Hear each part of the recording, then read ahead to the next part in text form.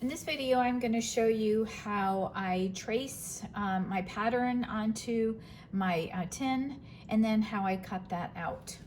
So because I have this negative space pattern, what I can do is I can go wherever I want to here on the tin and I can see what kind of look I want to go with here. So it might be something like this. So these negative space templates are really nice. And before the video began, I thought, you know, it'd be really kind of nice to do something like this. It just kind of offsets with this little piece here on the bottom and these little offshoots here. So what I'm going to do, since I know it's going to be about there, what I'm going to do is I'm going to start off by just placing my template down here, and I'm just going to zoom in here a little bit so that it can be visualized better. And I'm going to be taking, this right here is no more than just a punch awl or an awl. It has a nice sharp tip and it is steel. So what I'm going to do is I'm going to take this and I'm going to carve out of, I want to get that just a little nicer. Okay, there, I think, oh, I'm really happy with that. Okay, so what we're going to do is we're going to take that tip and we're going to follow, I'm actually scratching the surface of the paint in the tin to create this, shape, the heart shape in here. Now, I could use a permanent marker if I wanted to.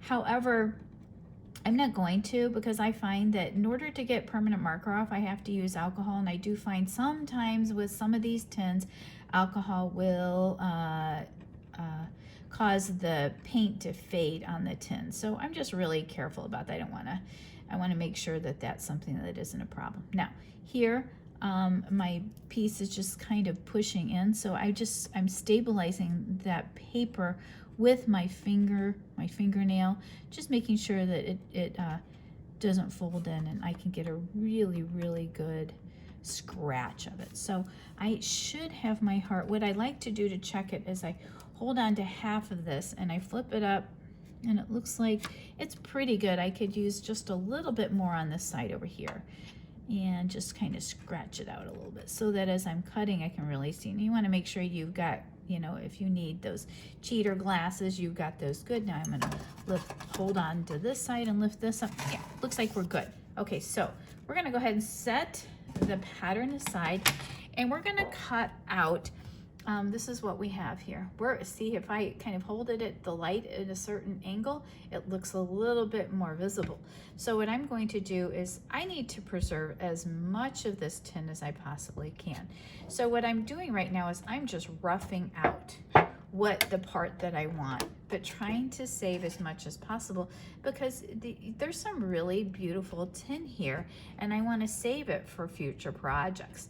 So, but I also want to make this more manageable here. And again, for the purpose of this video, I am not wearing the gloves, but I highly, highly, highly recommend that you use these gloves, which are to use so that they don't cut your fingers. They're anti-cut gloves or cut resistant gloves. Okay, so now what we have here is we have just that rough cut. So now what we're going to do is we're going to go in with our scissors and we're going to, I don't like to go directly on the line. I like to go just a little bit, just ever so slightly on the outside part of it. And the reason why I do that is because that way I know that I can file to the line, and when I file to the line, that way I don't lose my shape.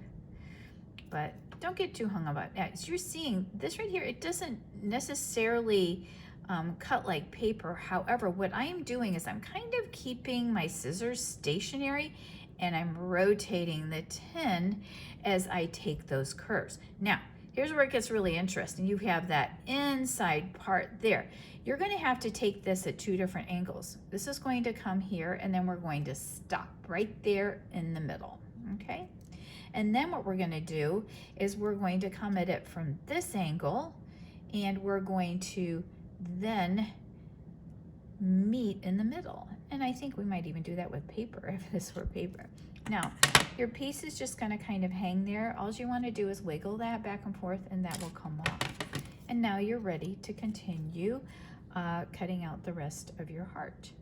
And of course, after you're done cutting out the heart, you want to make sure you file this and sand the edges so they're not sharp. We don't want those edges to be sharp at all. And here I'm getting a little bit closer on this side than I did on the other side, but that's okay. We're not going to get too concerned about that because it's going to be a beautiful heart in the end. I like to, with all of my hearts, just kind of when I do sand them down, I do like to dull down the tip. So here we go. Then we have our shape. We're ready to file it and we're ready to sand it. It is all set.